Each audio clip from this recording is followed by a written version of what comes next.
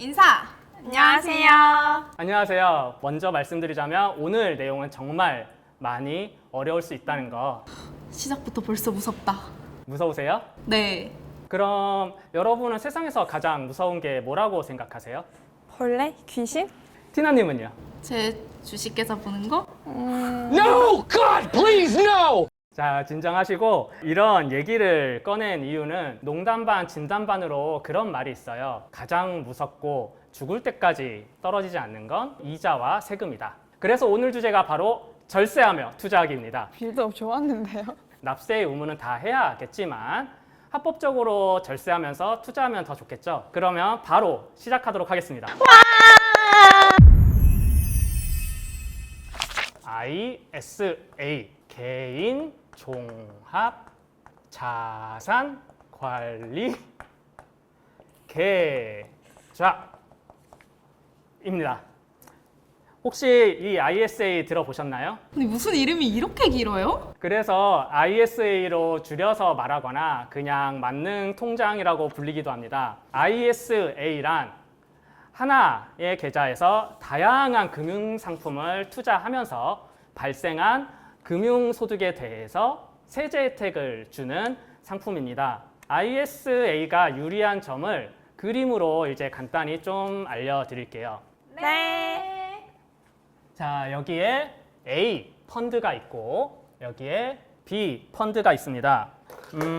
투자를 하셔가지고 A 펀드에서는 운이 좋아가지고 1,000만 원을 이득을 봤어요. 근데 B 펀드에서는 운이 없어가지고 800만 원 손해를 봤어요.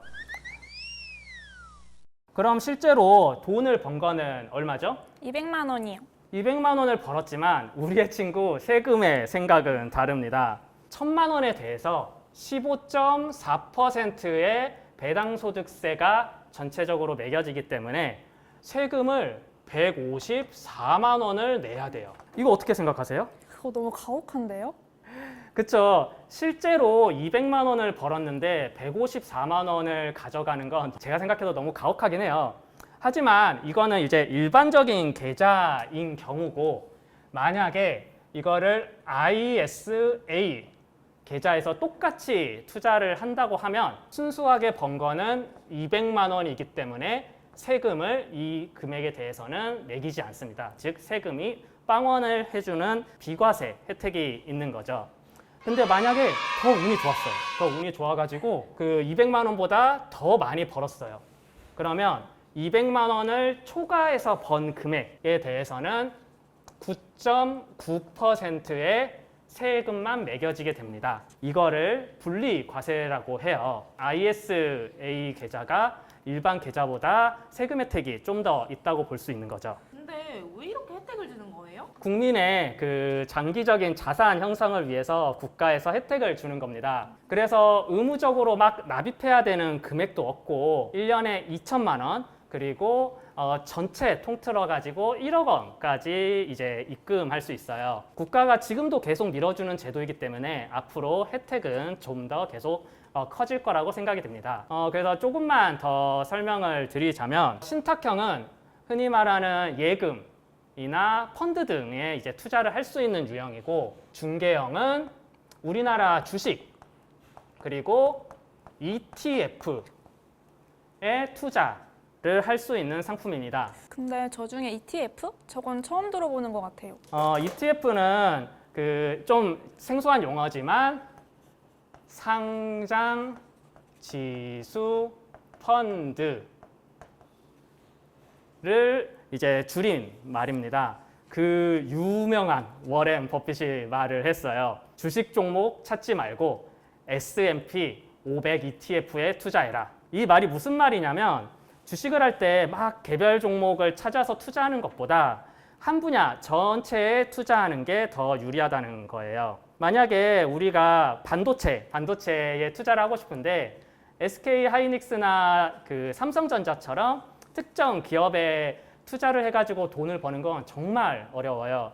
왜냐하면 어떤 기업이 최고가 될지는 아무도 모르는 거잖아요. 그런데 만약 우리가 반도체 산업 전체에 투자를 하게 된다면 우리는 더 안정적으로 투자를 할 수 있고 돈도 벌 수 있겠죠. 이해가 되셨나요? 오, 완전 이해됐어요. 저도 7년째 주식을 하고 있지만 와, 이거 돈 벌기 쉽지 않아요.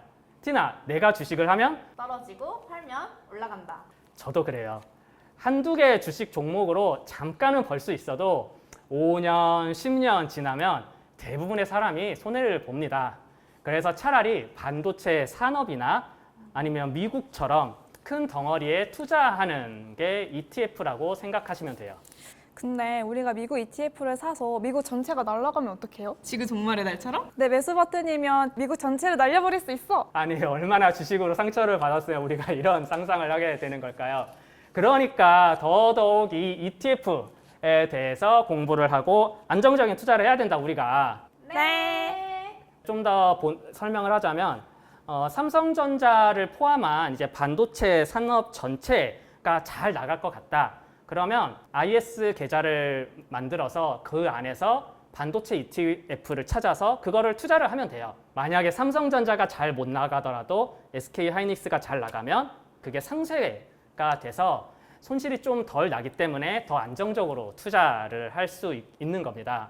게다가 ETF는 그 상장돼서 주식처럼 사고 팔 수 있기 때문에 투자가 편합니다. 단 ETF는 원금 손실이 가능한 상품인 점 반드시 이거는 명심을 하셔야 됩니다. 여기까지가 ISA와 ETF에 대한 기초적인 내용입니다. 생소한 용어가 좀 많아가지고 어려우셨을 것 같아요. 그러니 가입 전에 꼭 자세히 상담도 받고 직접 찾아보면서 막 공부도 하시길 바랄게요.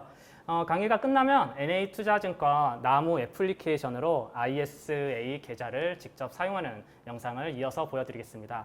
차렷! 인사! 고생하셨습니다. 고생하셨습니다.